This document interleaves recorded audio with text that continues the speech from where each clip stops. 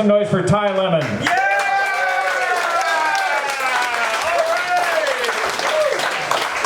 Keep it on for the big dick energy of Andrew Mack. Yeah! How are we doing, Porter Lounge? Yeah! Fuck yeah, so good to be here. As Andrew mentioned, we did do a show in Victoria last night. After the show, this elderly woman comes up to me. She's like, "My mom wants to meet you." Just then, this molasses slow centenarian comes wheeling in. She's like, "You know, you really remind me of that Bradley Cooper from A Star Is Born." I was like, "Oh, thanks. Yeah, you know, when I grow some stubble, sometimes people say that." She's like, "What?" No, I meant you're a washed-up performer with a drinking problem that doesn't deserve to be on stage anymore. So after that tongue lashing from Beatrice, I was feeling super depressed. I went back home, but then I read an article online that said there's a new Guinness World Record for smallest penis ever recorded. 1/16 of an inch, guys. I immediately felt better. Yeah. Because that means there's somebody right now who's living their life as a dick measurer. That's gotta be a rough LinkedIn.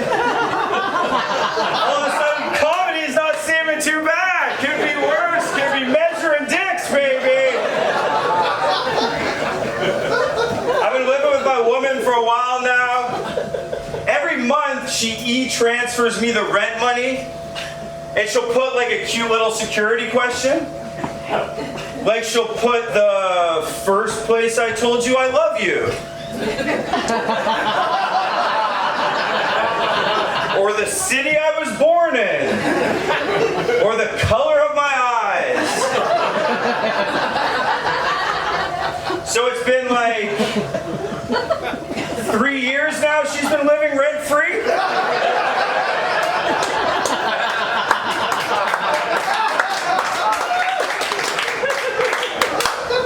Yeah, and I love this chick, but she's super obsessed with dogs, right? Like, she has to pet every dog she's ever come in contact with. She'll cross the street to pet a dog. Plus, she's got this crazy theory that she can tell how a guy's gonna be in bed based on how he pets a dog. Okay? Like, will he be aggressive? Will he be tender?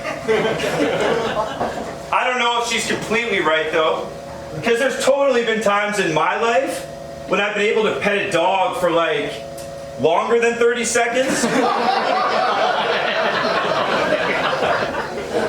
Yeah, I've never fallen asleep petting a dog. I've never been in a Las Vegas hotel room at 4 a.m. high on cocaine and paid $500 to pet 2 dogs at the same time. God damn it! Porter Lounge, your theory needs work. Christ.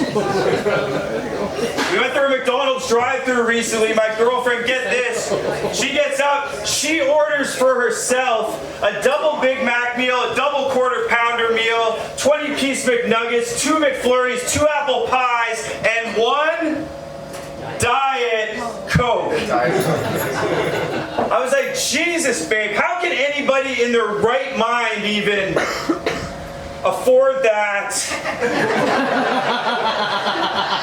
And then it hit me, this chick hasn't paid rent in 3 years.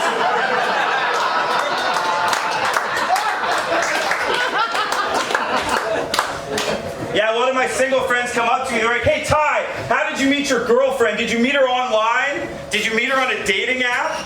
"No, I didn't meet her on Tinder. Get out of town, I didn't meet her on Bumble." I'm actually super proud of the fact that we met the old-fashioned way. I cheated on my ex with her.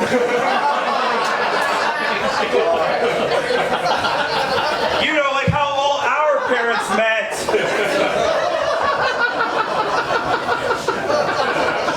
Yeah, my ex-girlfriend ex-girlfriend, man, she was studying geophysics at UVic. She wanted to be a seismologist. Do you guys know what a seismologist is? Earthquakes. Studies earthquakes, exactly. Super annoying. I mean, all day long, this chick studied plate movement. Never did the dishes. And it's super tough having sex with a seismologist, right? They're used to finding faults.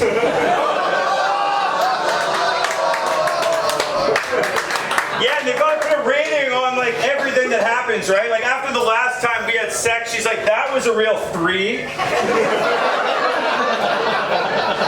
I'm like, how was that a 3?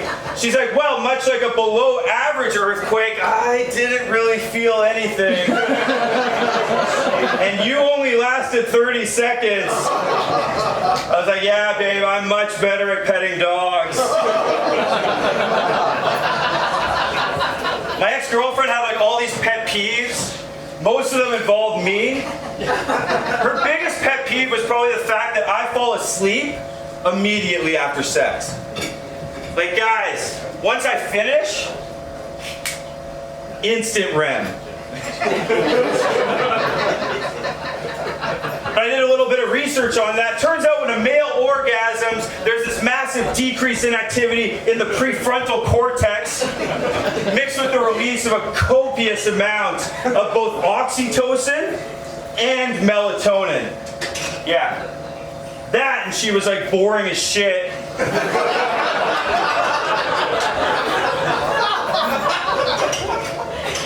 Yeah, I see my parents didn't show up tonight. Fuck me, man. Fuck me. I've been trying to hang out more with my mom lately. So like last month, me and my mom, we went to the climate march. Did you guys go to the climate march? Now fuck the climate march. Let's watch Honey Boo Boo reruns. Jesus Christ, guys. Holy shit, did you guys see the signs of the climate march this year? Do you guys see the lady with a sign that said, I like to be choked, but not by greenhouse gases? Holy shit, super conflicted seeing that sign. I mean, on one hand, yeah, it brought attention to the fact that emissions must be drastically reduced. But on the other hand, super fucked up way to learn my mom likes to be choked during sex. I was like, oh, that's where I get that from. A lot of couples are into that Netflix and chill shit these days.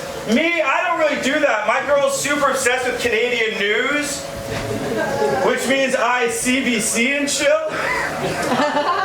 Right, which means super boring. Like CBC will hit you with like a mundane fact, like Tim Horton would have been 89 years old today. Back to you, Jim. Tim Horton's been dead for 40 years. I'd rather, instead of telling you Tim Horton's birthday, each year they tell you how Tim Horton died. I think it's the craziest shit ever. Nobody knows about it, and I'm going to end my set with it. Tim Horton was 46 years old. He played in an NHL game. He got into his car after the game. Car was like Fear and Loathing in Las Vegas. He got completely fucked on vodka and pills. He crashed his car into a tree. He was decapitated, and he was thrown 150 feet from his vehicle. True story. You can Google it when you get home. Yeah. He was going twice the speed limit. His blood alcohol was twice the legal limit. That's what they should tell you each year. He was the original double-double.